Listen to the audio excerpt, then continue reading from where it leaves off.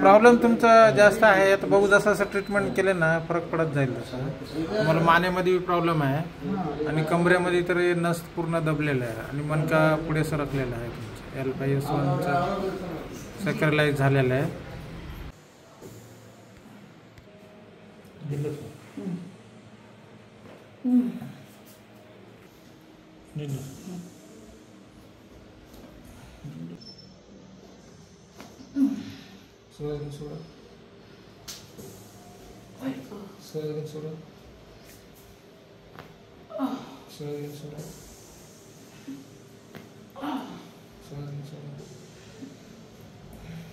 पहिल्यापेक्षा मोकळे झाले.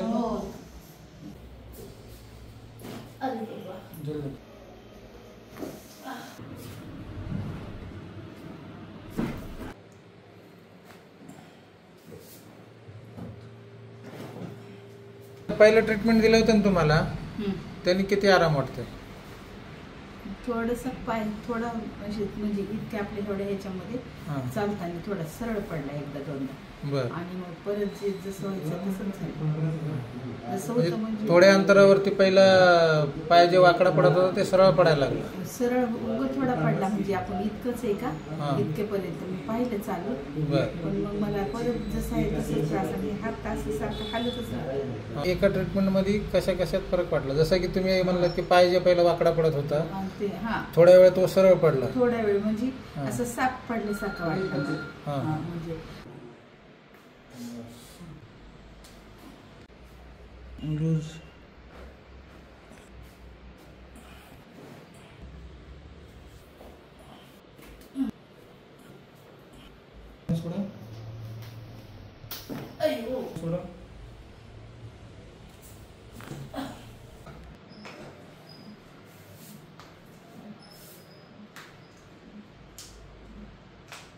आजचं कितवं ट्रीटमेंट आहे तुमचं?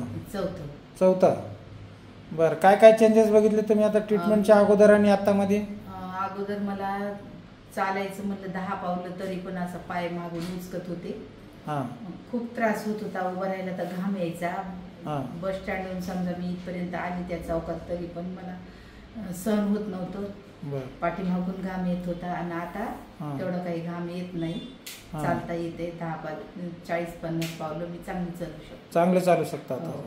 सरळ पाय पडायला लागला सगळ्यात महत्वाचं. पहिला थोडा पाय घासून आणि असा हे होत होता. टाच उचकत पडलं टाच उचकत आणि असा पाय अडकळायचा. असा चप्पल घालावं की नाही, काही करावं की नाही असं अशी भीती मनाला होती की चालायचं तर कसं. बरोबर. आता समजा चप्पल घालून थोडंफार चालू शकते.